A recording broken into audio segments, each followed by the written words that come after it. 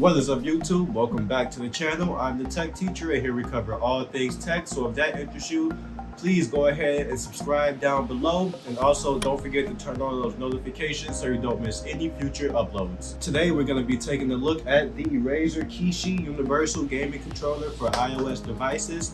This one is specifically for Apple devices. It has the Lightning cable connector built into it, so it's a direct connection as opposed to like the Xbox controllers or PlayStation controllers that are connected through Bluetooth. This is going to reduce a little bit of that latency since it is connected directly to your phone, and it also does not have a battery built in. It just draws off of the power that your phone is giving off. Has this nice port down below if you want to do any pass-through charging so that you don't have to stop gaming just to charge your phone. They also sell a version of this with the micro USB port instead of the Lightning port for Android devices.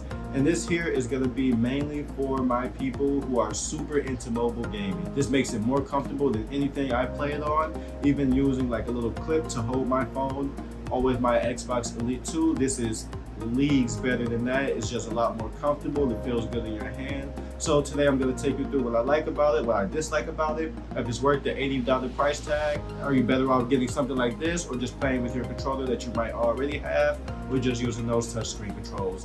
So guys, without any further ado, let's go ahead and get into the review.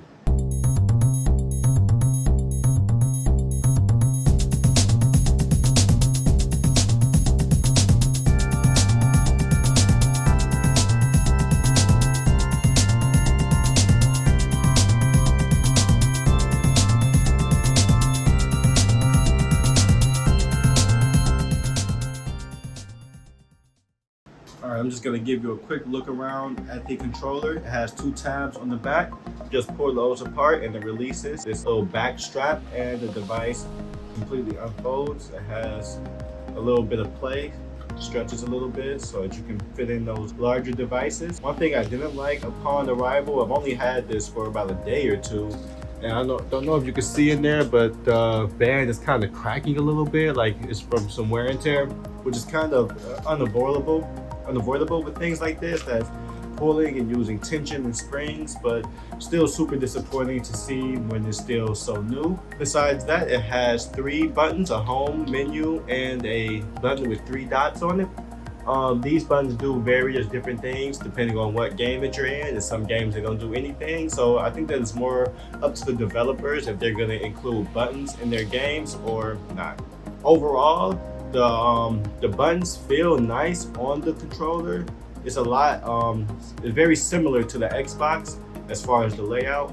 Although my only big gripe that I really have is that the right thumbstick button is like a little bit off from where it naturally should be in correlation with the ABXY buttons. That the right thumbstick is kind of diagonal right in the middle of A and X, while this one is kind of more below A.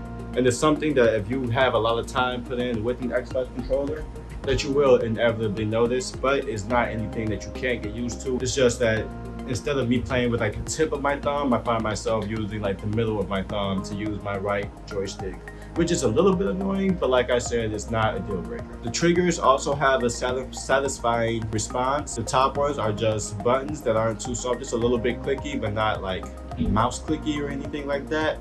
And the bottom triggers are kind of like, they almost have little tactile steps in them that you can feel, like it's squeezing, a lot more like reminiscent of the PS4 controller than the Xbox controller on that accord, just because it's not as smooth, but it's an interesting feeling. It feels really nice. The controller also features these nice cutouts for the speakers on your phone, just a little something that they paid attention to detail with, and it's going to make that sound quality a little bit better if you're not already gaming with headphones in, which honestly you probably should be doing if you're gaming on a mobile device. The box also includes these extra spacers along with the spacers that come pre-installed in the controller to help fit with the bigger phones, whether you have a Max version or a Pro Max version that might be a little bit thicker, taller, or wider. Those different inserts would be better to hold that phone in place. I am using my iPhone 13 Pro for all of my gameplay in this video, so if you have any questions, because I know there was a little bit of a hiccup for me at first that the iPhone 13 Pro wasn't connecting to the controller. but it started working out of nowhere for no reason. So I can confirm that the iPhone 13 Pro may be a little bit buggy with this controller, but it does work. It also has an LED indicator to show when the phone is connected and when it's running. It has 4 of these indicators here available, although I've ever only seen the top one light up, and it only lights up red when the controller is actually connected. So I'm not really sure what the other 3 are really about. And if I'm not mistaken, the Android model only has 1 light. So I'm not sure why there's 3 more that never even pops up. And even if you look in the user manual, it doesn't say like these will pop up if like there's a malfunction or something isn't working or internet connection issues. It's nothing. There's no information about what these other 3 lights are supposed to do. So I have no clue. One of my biggest complaints about the controller probably is the back. Although it being adjustable in size and a little bit flexible, it can be a plus for some people. I find it a little bit more annoying just because when I'm playing, I don't have really anywhere for my fingers to rest, and the back of it doesn't always make contact with the phone. So it's just a little less support, and I feel like I might like snap off that lightning connector into my port, which will of course be a nightmare. So I think that the backbone controller has the Razer Kishi beat in that aspect, since it does just have a solid plastic bar that spans across the back, giving it a little bit more support.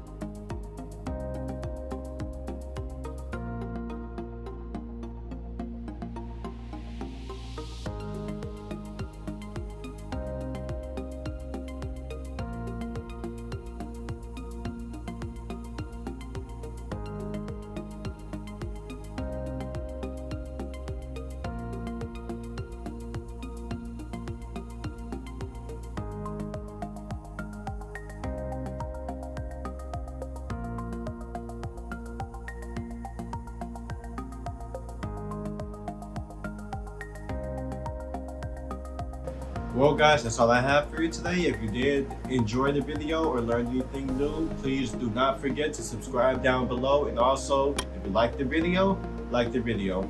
So guys, as always, thanks for watching and have a great day.